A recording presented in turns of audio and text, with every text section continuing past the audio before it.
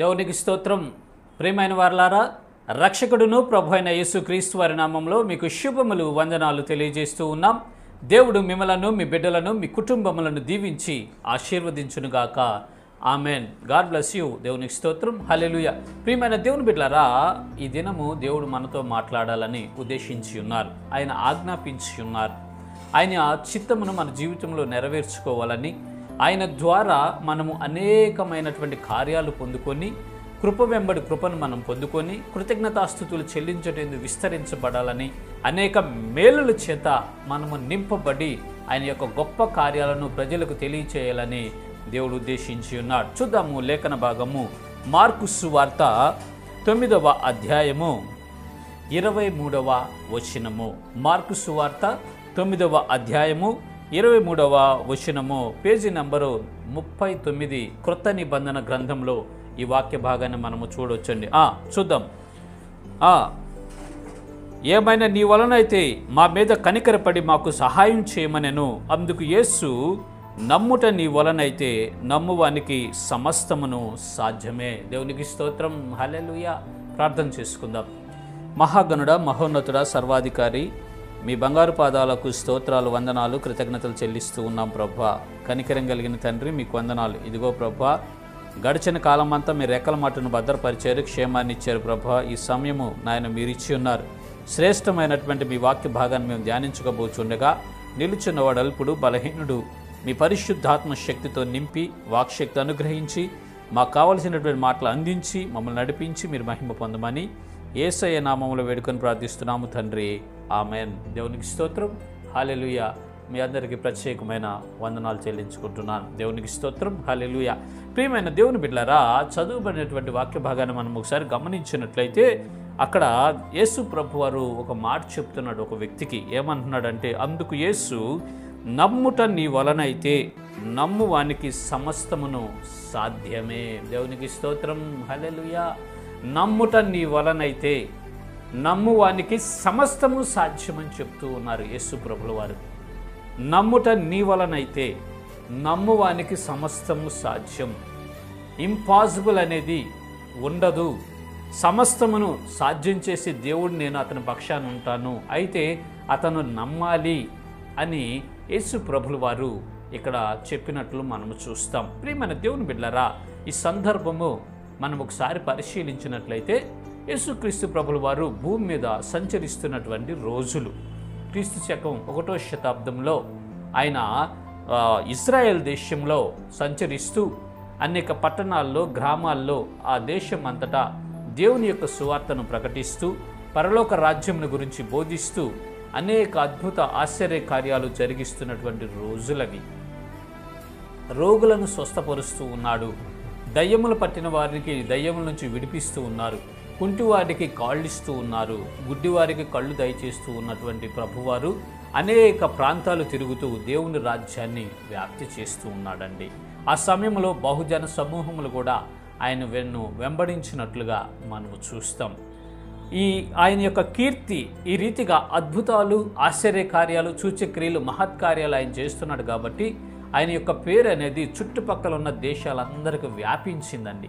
చుట్టుపక్కల ఉన్నటువంటి దేశాల్లో ఆయన పేరు మారుమ్రోగుతూ ఉన్నప్పుడు అనేకులు ఆయన యొద్దకు వచ్చేవాళ్ళు. అనేకులు ఆయన యొద్దకు వచ్చినప్పుడు రోగాల నుంచి విడుదల పొందుటకు వచ్చేవాళ్ళు, ఆయన పెట్టే ఆహారము తినటానికి వచ్చేవాళ్ళు, ఆయనను చేసే సూచక్రియలు చూస్తానికి వచ్చేవాళ్ళు, ఆయనను పరీక్షించటానికి కూడా కొంతమంది ఆయన వెంబడించినట్లుగా మనం చూస్తాం. ఆ సమయంలో ఒక తండ్రి ఉన్నాడండి.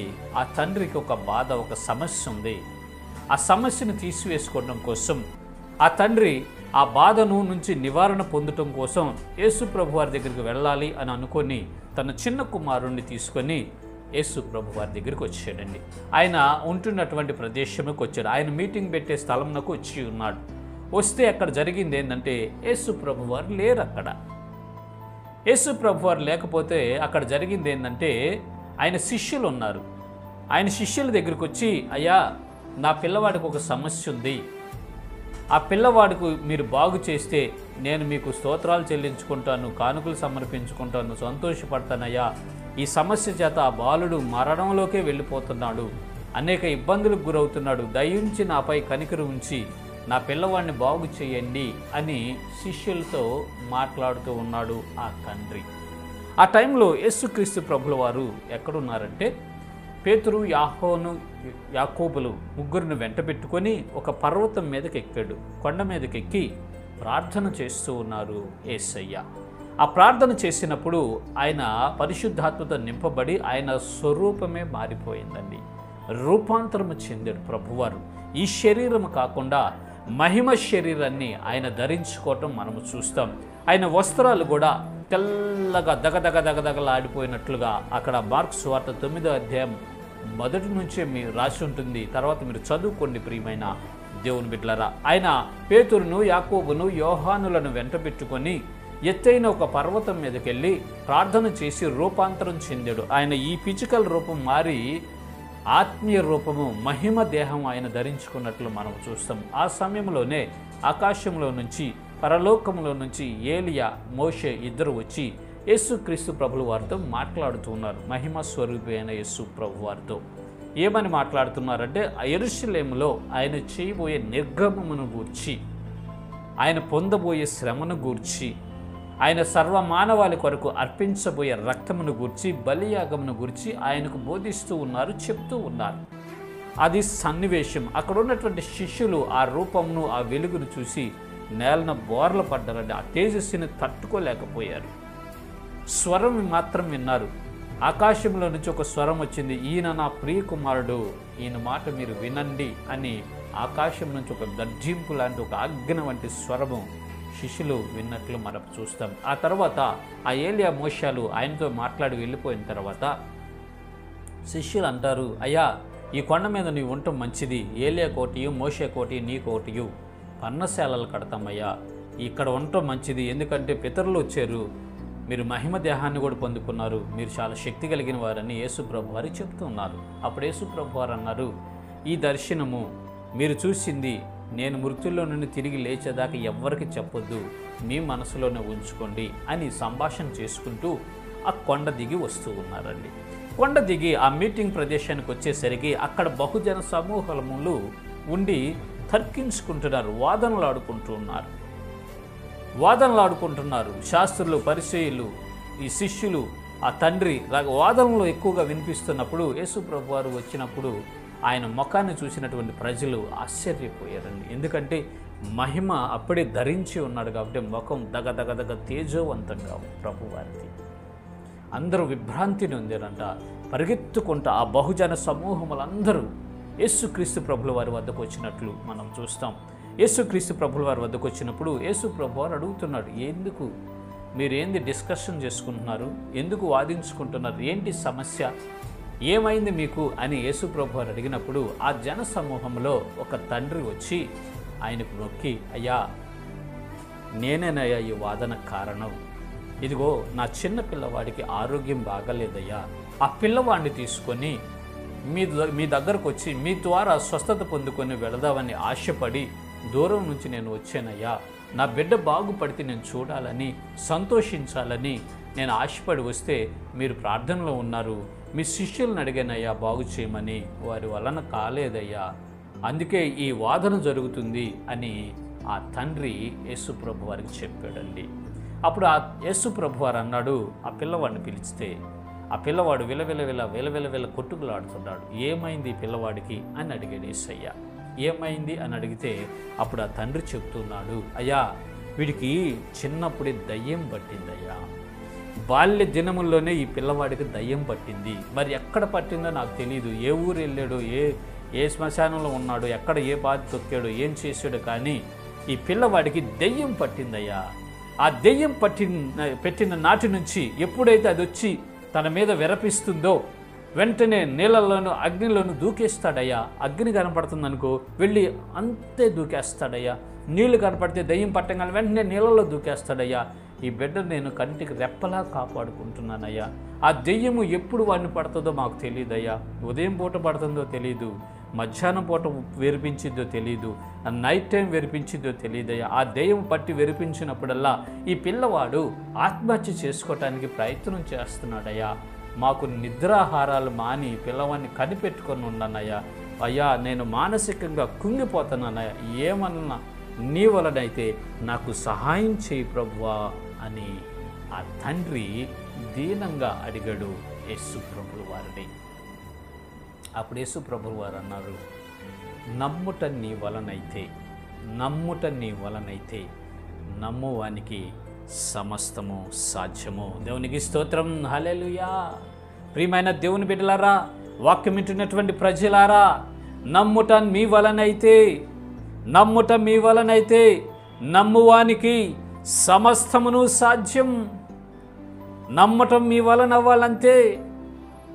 మనము దేవుని యొద్ద నుంచి అనేక కార్యాలు పొందుకున్నాం, ఇంకను పొందుకుంటాము కూడా. ఒక్కోసారి మన ఆత్మీయ జీవితం ఎలా ఉంటుందంటే, భక్తి జీవితము, విశ్వాసంలో ఒక టైంలో బలంగా ఉంటాం, మనం విశ్వాసంలో పీక్ స్టేజ్లో ఉంటాం. అప్పుడు మనం ఏ ప్రార్థన చేసినా దానికి జవాబు కలుగుతుంది. దేవుణ్ణి ఏం అడిగినా ఆయన ఇస్తాడు. దేవునికి దగ్గరగా ఉంటాం మనం. కొన్ని సందర్భాల్లో కొన్నిసార్లు శరీర కార్యాలని ఆశించినప్పుడు, శరీర కార్యాలను మన మనసులో ఉంచుకున్నప్పుడు, ఈ శరీరానికి సంబంధించిన ఇచ్ఛలను, కోరికలను, ఈ భూభౌతిక సంబంధమైన వాటిని మనము ఆశించి ప్రార్థనా జీవితంలో దిగజారిపోయినప్పుడు, భక్తి జీవితంలో దిగజారిపోయినప్పుడు మనం ఎంత ప్రార్థన చేసినా మనము జవాబు పొందుకోలేము దేవుని వద్ద నుంచి. ఎంత ప్రార్థన చేసినా మనకు దేవుని వద్ద నుంచి ఆన్సర్ రాదండి, కార్యాలు జరగవు. కారణం ఏంటంటే మన నమ్మిక తప్పిపోయి ఉంటుంది, మన విశ్వాసము సన్నగిల్లు ఉంటుంది. కారణం ఏంటంటే దేవుని కంటే ఎక్కువగా మన హృదయంలో ఈ భూభౌతిక సంబంధమైన దాన్ని ఉంచుకున్నాం. ఈ శరీర సంబంధమైన కార్యాన్ని మనం ఏదో ఆశిస్తూ ఉన్నాము కాబట్టి విశ్వాసంలో బలవంతులు అవుతాం. నమ్మిక తప్పిపోతుందండి, మనకి నమ్మిక తప్పిపోతుంది.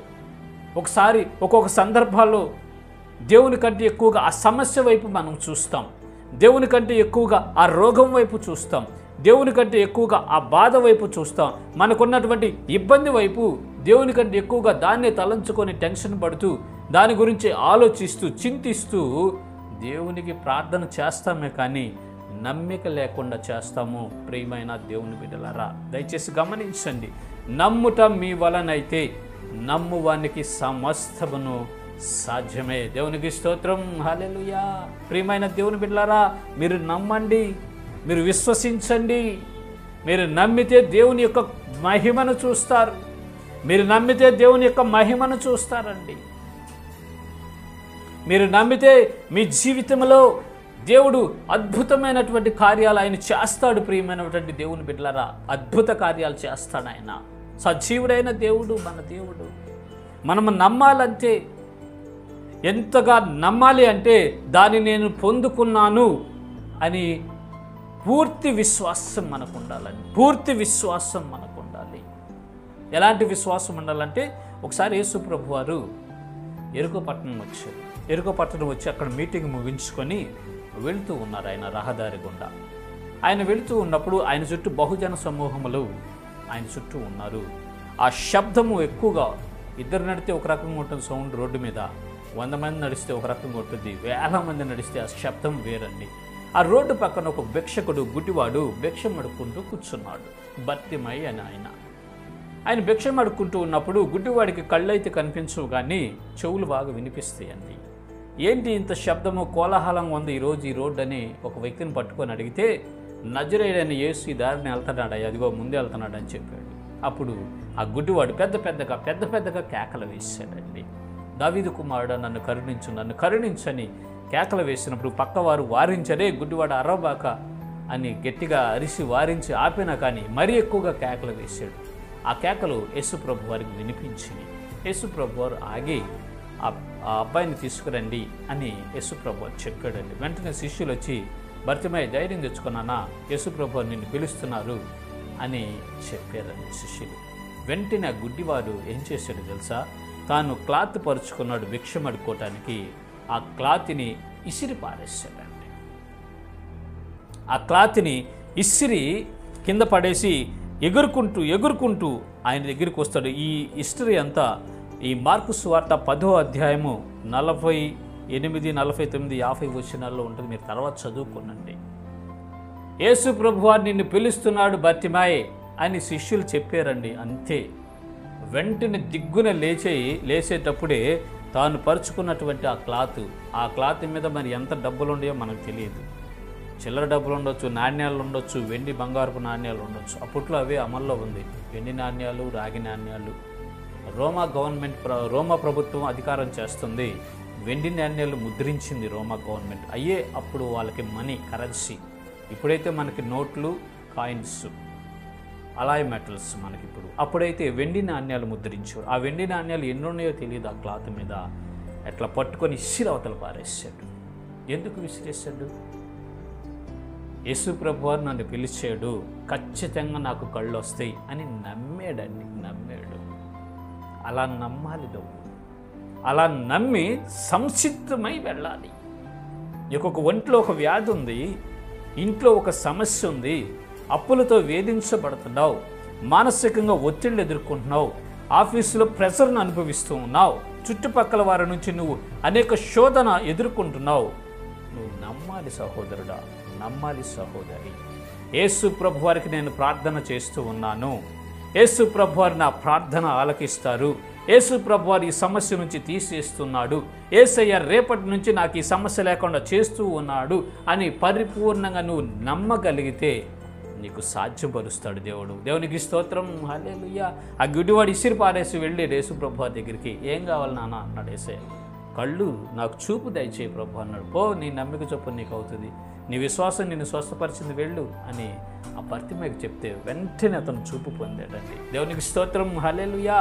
నమ్ముట నీ వలనైతే నమ్మువానికి సమస్తము సాధ్యము. ప్రియమైన దేవుని బిడ్డలారా, నీ జీవితంలో, మీ బ్రతుకుల్లో, మీ కుటుంబాల్లో ఇంకా కార్యాలు జరగట్లేదంటే అర్థమైందంటే సంపూర్ణమైన నమ్మిక, పరిపూర్ణమైన నమ్మిక నీవు దేవుని యందు కలిగి లేవని అర్థము. ప్రియమైన సహోదరి, సహోదరుడా, పరిపూర్ణమైనటువంటి నమ్మిక నువ్వు లేకుండా ఒక పెదాలతో మీరు ప్రార్థన చేస్తూ ఉన్నారు, విశ్వాసం లేకుండా మీరు ప్రార్థన చేస్తూ ఉన్నారు, దానివల్ల ప్రయోజనం లేదు.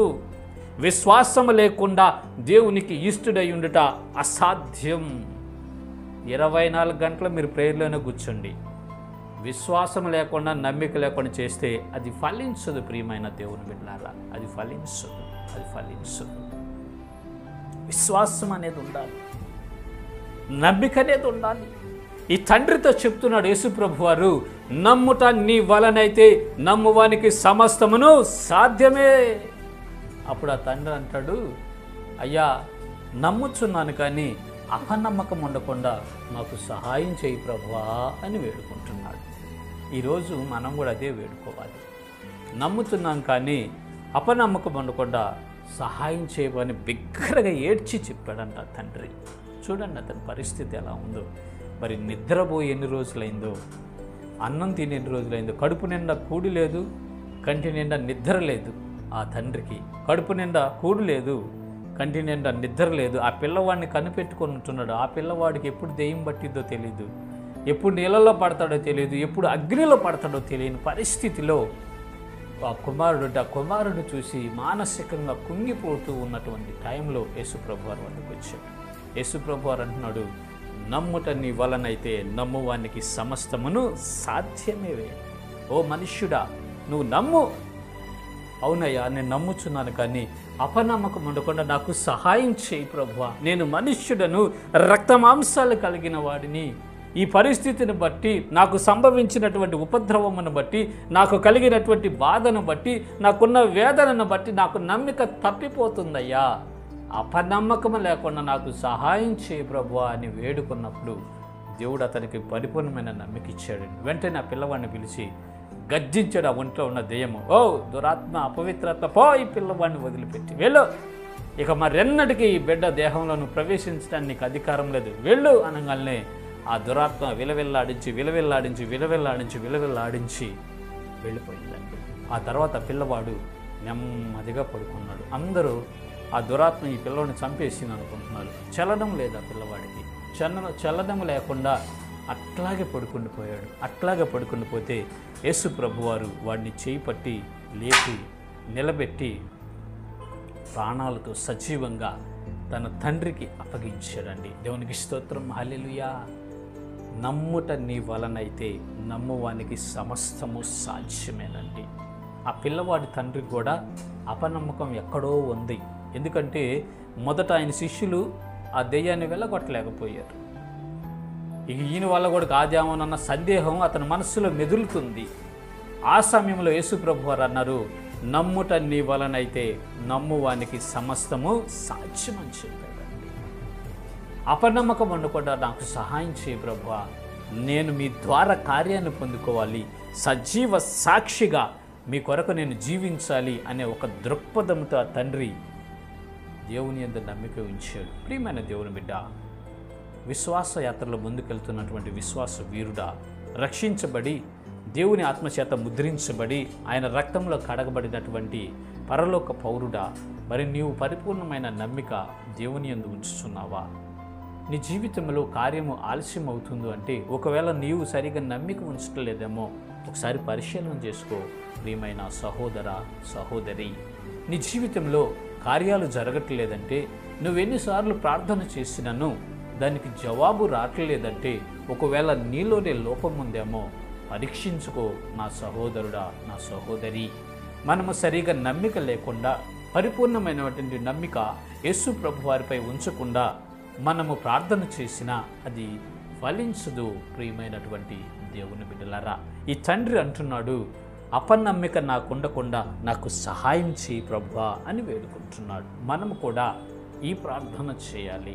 అపనమ్మిక మాకుండకుండా సహాయం చేయి ప్రభువా, మాలో సందేహాలు రాకుండా మాకు సహాయం చేయి ప్రభువా, భయాందోళన లేకుండా మాకు సహాయం చేయి ప్రభువా. అయ్యా, మీ యందు పరిపూర్ణమైన నమ్మిక ఉంచుకొని మా మనస్సును సిద్ధపరుచుకొని నీ దిక్కునకు మా ఆత్మను ఎత్తుకొని మా మనస్సును ఎత్తుకొని మీ ద్వారా మా కార్యాలు సఫలం చేసుకునే కృప మాకు దయచేయి ప్రభువా అని ఆయనను అడగాలి, ఆయనకు ప్రార్థన చేయాలి, ఆయనను వేడుకోవాలి. ప్రియమైన దేవుని బిడ్డలారా, ఈ తండ్రి అదే వేడుకున్నాడు.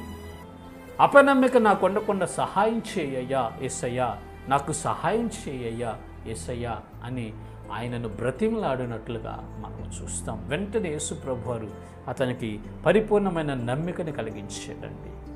ఆ దెయ్యాన్ని గద్దించాడు, అది విలవిల్లాడించి పారిపోయింది. బాల్యము నుంచే పట్టిందంటది. నీ జీవితంలో ఎన్నో సంవత్సరాల నుంచి నువ్వు తీసేసుకోలేకపోయినటువంటి ఒక అలవాటు, ఎన్నో సంవత్సరాల నుంచి నిన్ను వేధిస్తున్నటువంటి ఒక చెడ్డ తలంపు, ఎన్నో సంవత్సరాల నుంచి నిన్ను వెంటాడుతున్నటువంటి ఒక అపవిత్రమైన కార్యము, ఎన్నో సంవత్సరాల నుంచి నువ్వు వదిలించుకోలేనటువంటి ఒక శరీర కార్యము నీలో ఉన్నదా? సహోదరుడా, సహోదరి, యేసు ప్రభువారి యందు నమ్మిక ఉంచు. యేసు ప్రభువారి యందు నమ్మిక ఉంచండి. యేసు ప్రభువారి యందు పరిపూర్ణమైన నమ్మిక ఉంచి, అపనమ్మిక నాకు లేకుండా, సందేహము నాకు లేకుండా, కలవరము, భయము, దిగులు, చింతలు లేకుండా పరిపూర్ణమైన నమ్మిక మీ యందు ఉంచి మీకు ప్రార్థన చేసి మీ ద్వారా నా ఈ బలహీనతను తొలగించుకునే కృప నాకు దయచేయి ప్రభు అని మనం ప్రార్థన చేయాలండి. ఈ శరీరంలో ఉన్నటువంటి ప్రతి మనుష్యుడు బలహీనుడే. ఈ శరీరంలో ఉన్నటువంటి ప్రతి మనుష్యుడు బలహీనుడే. ఈ శరీరంలో ఉన్నటువంటి ప్రతి మనుష్యునికి ఏదో ఒక బలహీనత ఉంటూనే ఉంటుందండి. ఆ బలహీనతను మనము తొలగించుకోలేము, కానీ దేవుని యందు నమ్మిక ఉంచటం వలన, దేవుని యందు పూర్తి నమ్మిక మనం ఉంచి ఆయనకు విజ్ఞాపన చేయటం వలన, ఆయనకు ప్రార్థన చేయటం వలన ఆయన ఆ బలహీనత నుంచి విడుదల కలిగిస్తాడు. ఈ బాల్య దినముల నుండి ఉన్నటువంటి దయ్యమును, ఈ అపవిత్రాత్మను గద్దిస్తే పారిపోయింది. ఇక ఎన్నటికీ అతని శరీరంలో ప్రవేశించకూడదని ఆజ్ఞాపించాడండి. యేసు ప్రభు వారికి సర్వాధికారం ఉంది. ప్రియమైన దేవుని బిడ్డ, నీ బలహీనత ఆయనకు తెలుసు, నీ బలహీనత ఆయనకు తెలుసు, నీ లోపం ఆయనకు తెలుసు, నీ లోపం ఆయనకు తెలుసు. అయితే మోకరించండి, విశ్వాసం ఉంచండి, మీరు నమ్మండి. అపనమ్మిక లేకుండా నీ బలహీనతను గూర్చి ఆయనకు విన్నవించండి. అయ్యా, నేను బలహీనుడను, నేను బలహీనుడనయ్యా. ఇదిగో నాలో ఈ బలహీనమైనటువంటి కార్యం అన్నది ప్రభువా. నేను ఎన్ని మార్లు ప్రార్థన చేసినను ఈ బలహీనతను నేను తొలగించుకోలేకపోతున్నాను, అపనమ్మికలోకి వెళ్ళిపోతున్నాను ప్రభువా. నన్ను క్షమించి అపనమ్మిక నాకు లేకుండా నాకు సహాయం చేసి నాలో ఉన్న ఈ బలహీనతను తొలగించండి, నాలో ఉన్న ఈ అవిధేయతను తొలగించండి, నాలో ఉన్న ఈ అతిక్రమమును తొలగించి నన్ను పరిశుద్ధపరిచి నిలబెట్టండి అయ్యా. ఆ పిల్లవాడిని దెయ్యాన్ని ఏ విధంగా మీరు పారద్రోలాలో నాలో ఉన్న ఈ దెయ్యపు కార్యమును విడుదల కలిగించు ప్రభువా అని మనం ప్రార్థన చేయాలి. ఆయన ద్వారా మనం పొందుకోవాలని. ఆనాడు ఆ పిల్లవాడిని తండ్రికి ఎంతో సంతోషం వేసిందండి. బాల్య దినముల నుంచి వేధిస్తున్నటువంటి దయ్యం యేసుక్రీస్తు ప్రభువారి వద్దకు వచ్చినప్పుడు, ఆయన యందు నమ్మిక ఉంచినప్పుడు, తన యథార్థమైన స్థితి ఆయనకు చెప్పుకున్నప్పుడు, ఆయన ద్వారా ఆ దెయ్యముకు విడుదల కలిగి స్వస్థపరచబడి పిల్లవాడు బాగుపడి సంతోషముతో ఆ తండ్రి కొడుకు అక్కడి నుంచి వెళ్ళినట్లు మనం చూస్తాం. ప్రియమైన దేవుని బిడ్డలారా, వాక్యం వింటున్న ప్రజలారా, యేసుక్రీస్తు ప్రభువారి వద్దకు వచ్చినటువంటి ఓ దైవ జనాంగమా, మీరు ప్రార్థన చేయండి. మీ బాల్య దినముల నుంచి కానీ యవ్వన దినముల నుంచి కానీ ఎన్నో సంవత్సరాల నుంచి వేధిస్తున్నటువంటి ఆ దెయ్యపు కార్యాన్ని యేసు ప్రభువారు ఈరోజు తొలగించబోతూ ఉన్నాడు. యేసు ప్రభువారు తొలగించి మిమ్మల్ని స్వస్థపరిచి ఆయన మహిమ పొందబోతున్నాడు. అనేకులు ఎదుట మిమ్మల్ని సాక్షి బిడ్డలుగా నిలబెట్టబోతున్నాడు. మిమ్మల్ని విశ్వాసం ఉంచండి, నమ్మిక ఉంచండి. అపనమ్మికను తీసేయమని యేసు ప్రభువారిని అడిగి ఆయనకు విజ్ఞాపన చేసి ఆయన ద్వారా కార్యాలు పొందుకొని సాక్షి బిడ్డలుగా నిలబడండి. ఇటు కృప దేవుడు మనందరికీ కలుగు చేయనుగాక. ఆమేన్. God bless you. ప్రార్థన చేసుకుందాం. మహాగణుడా, మహోన్నతుడా, మీకు వందనాలు ప్రభువా. చక్కని వాక్య భాగాన్ని మాకు అందించి మమ్మల్ని బలపరిచి మీ కృపతో నింపినందుకు కృతజ్ఞతలు చెల్లిస్తూ ఉన్నాం ప్రభువా.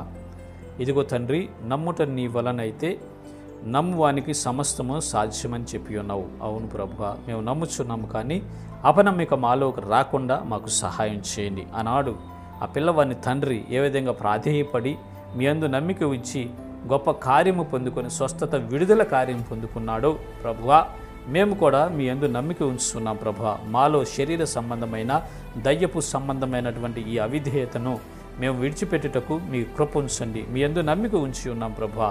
మాకు విడుదల కలిగించండి. యేసు నామములో విడుదల కలుగునుగాక. ఆమేన్. పో దయ్యపు కార్యమా, శరీర కార్యమా, శరీరమును ఏలుబడి చేస్తూ ఆత్మలో క్షీణింపజేస్తున్న దురాత్మ కార్యమా, యేసు నామములో గద్దిస్తున్నాం. రికందరబా రి బాబా బాబా, మీ అగ్నితో తాకండి ప్రభువా. మీ రక్తమును ప్రోక్షించండి ప్రభువా. ఎంతమంది బిడ్డలు నాయన విశ్వాసం ఉంచి ఉన్నారు, వారి శరీర కార్యాన్ని జయించలేక పదే పదే పడిపోతూ ఉన్నారు. నాయన మీ హస్తాలకు అప్పగిస్తున్నారు. ఇప్పుడే మీ రక్తమును ప్రోక్షించి విడుదల కలిగించండి. యేసు నామములో విడుదల కలుగునుగాక. ఆమేన్.